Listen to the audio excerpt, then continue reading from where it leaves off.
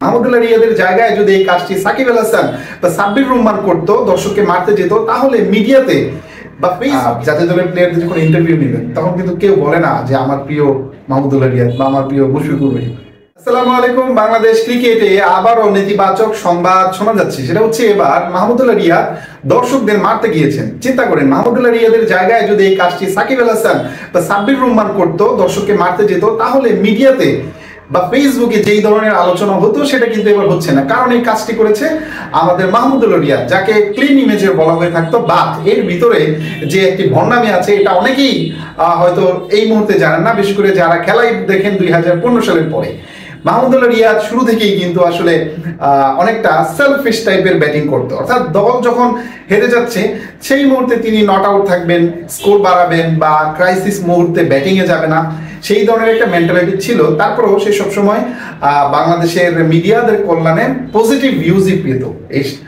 তবে সেই পজিটিভ ভিউটা কিন্তু এবার নেগেটিভে রূপান্তরিত হলো যখন তিনি মেজাজ হারিয়ে দর্শকদের মারতে গেলেন। জি, আজকের যে অঘোষিত ফাইনালটি হলো আবাহনীর সাথে মোহামেডানের, সেখানে মাহমুদুল্লাহ রিয়াদ মোহামেডানের হয়ে আজকের ম্যাচে অংশগ্রহণ করেছেন। যারা জিতবে আজকের ম্যাচটি তারাই শিরোপা জয়লাভ করত।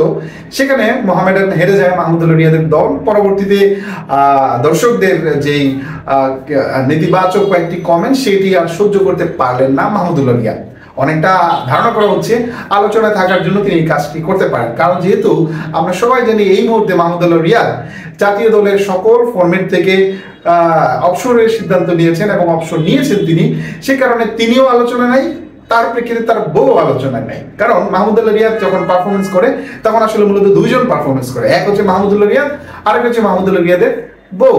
মাহমুদুল্লাহ রিয়াদ একটি 50 মারলে তার বউ ফেসবুকে পোস্ট করেন, মাহমুদুল্লাহ রিয়াদ খারাপ খেললে সেটাও পোস্ট করেন। এখন যেহেতু জাতীয় দলে নাই, মাহমুদুল্লাহ রিয়াদের বউ কোনো পোস্ট করতে পারছে না, সেই কারণে তিনি একটি নেতিবাচক কর্মকাণ্ড ঘটলেন এবং মাহমুদুল্লাহ রিয়াদের বউকে কোনো একটা ফেসবুক পোস্ট দেওয়ার জন্য মানসিকভাবে তৈরি করেন। এমনও হতে পারে যে তাদের এটা প্রিপ্ল্যান, আগে থেকেই হয়তো মাহমুদুল্লাহ রিয়াদের বউ পোস্ট লিখে রেখেছে যে তুমি যে এরকম করবা তাহলে তুমিও আলোচনায় থাকবা, আমিও ফেসবুকে পোস্ট দিতে পারবো। যাই হোক, এগুলো ফান হিসেবে বললাম। বাট মাহমুদুল্লাহ রিয়াদের মতো অভিজ্ঞ একজন ব্যাটসম্যান, অভিজ্ঞ একজন অলরাউন্ডার এবং সাবেক বাংলাদেশ ক্রিকেট দলের কাপ্তান, তিনি যে কাজটি করলেন একেবারে সেটি অগ্রহণযোগ্য। দর্শকরা অনেক কথাই বলে, আমরা নিজেরাও অনেক সময় রাগ কন্ট্রোল করতে না পেরে নিজের দলের প্লেয়ারদেরকেই অনেক ক্ষোভ থেকে অনেক কথাই বলি। বা সেটাকে তো একটা প্রফেশনালিজমের মধ্যে রাখতে হবে, তাই না?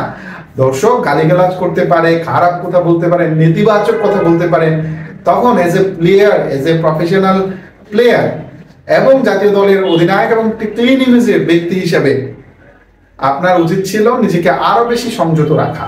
কন্ট্রোল রাখা যায় না সবসময়, আমরা জানি। বাট তারপরেও আপনি যেটা করলেন, দৌড়িয়ে যে আপনি মারতে গেলেন, একবার চিন্তা করেন আপনাকে যদি সাপোর্ট না দেয় আপনি কি সেখান থেকে ফিরে আসতে পারবেন? দর্শকরা কতজন, আপনি একা, একটা করে কিল দিলে তো আপনি শেষ, তাই না? তো যাই হোক, এই কাজটি যখন বাংলাদেশের জাতীয় দলের প্লেয়াররা লিগ খেলার সময় বা বাংলাদেশের প্রতিনিধিত্ব যিনি করেছেন অধিনায়ক হিসেবে, তিনি যখন এই কাজগুলো করেন, তাহলে সেটা কখনোই গ্রহণযোগ্য না। যেই লজিকই বলি না কেন আমরা, দর্শকদের কথা বাদে দিলাম, বাংলাদেশের অর্ধেকের বেশি দর্শক তো আসলে তারা অনেক কিছুই বোঝে না। তারা চায় ইনস্ট্যান্ট পারফরমেন্স, যখনই খারাপ হয় তখন নেতিবাচক কথা বলে থাকে।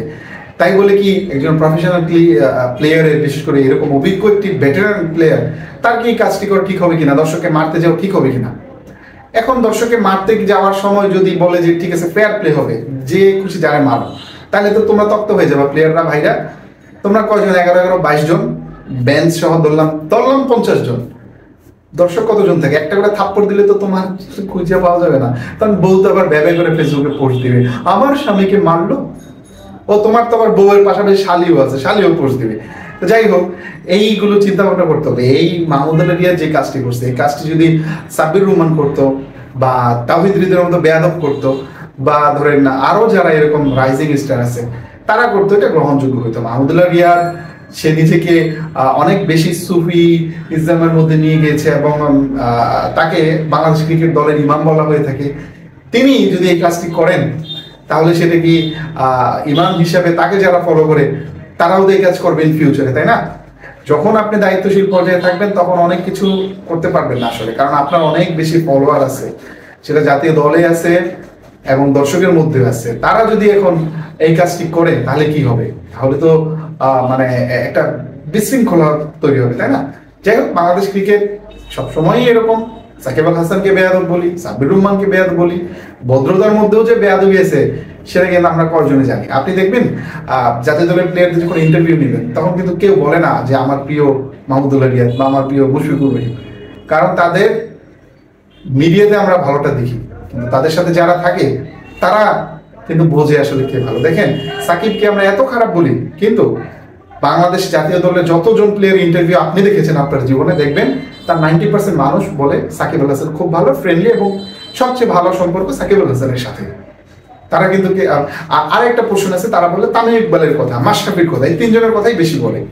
তাহলে মুশফিকুর রহিম কিংবা এই মাহমুদুল্লাহ রিয়াদ তাদেরকে কেন বলে না? তারা তো মিডিয়াতে এমন ভালো দেখায় যে তাদের তো হিসাবে সবচেয়ে বেশি তাদেরকে বলা উচিত, কিন্তু বলে না কেন?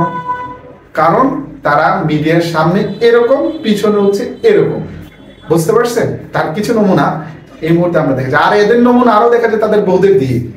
মানে একজন প্লেয়ারকে বোঝার জন্য তার বউদের কার্যকলাপ দেখলে আপনি বুঝতে পারবেন যে আসলে লোকটি কিরকম। তার বউরাও কিন্তু একদম মানে কোনো কথাই সহ্য করতে পারে না, ঢুসঢাস ফেসবুকে পোস্ট দিয়ে দেয় বাচ্চাদের মতো। তো এটা কাদের সাথে সাথে থাকার ফলে হয়েছে? অবশ্যই তাদের প্লেয়াররাও এরকম ক্যাটাগরি, সে কারণে তাদের থেকেই পেয়েছে তাদের বউরা, তাই না? যাই হোক, মাহমুদ আলী রিয়াদের এই কাজটি খুবই অগ্রহণযোগ্য। আর বাংলাদেশের প্লেয়াররা যে দর্শকদের কি মনে করে, গতকাল তাইজুল ইসলাম নতুন লর্ড তিনি বলেছেন যে এক ম্যাচ খারাপ খেলার পরে বাংলাদেশের মানুষ কথা বলে, তা বাংলাদেশের মানুষ খেলা বোঝে না, খেলা না খ বলতে পারে না, খেলা বোঝে না।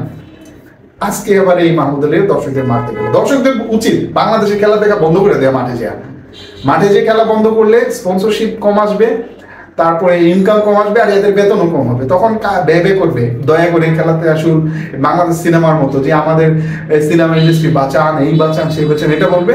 আর তখন প্লেয়াররা বলবে আপনার মাঠে আসুন, আমাদের খেলাধুলা বাঁচান, আমাদের ঘর সংসার বাঁচান। তো এদেরকে এভাবেই শাস্তি দিতে হবে। দর্শকদের বলবো বাংলাদেশের খেলা মাঠে যে কেউ দেখবেন না। ধন্যবাদ সবাইকে।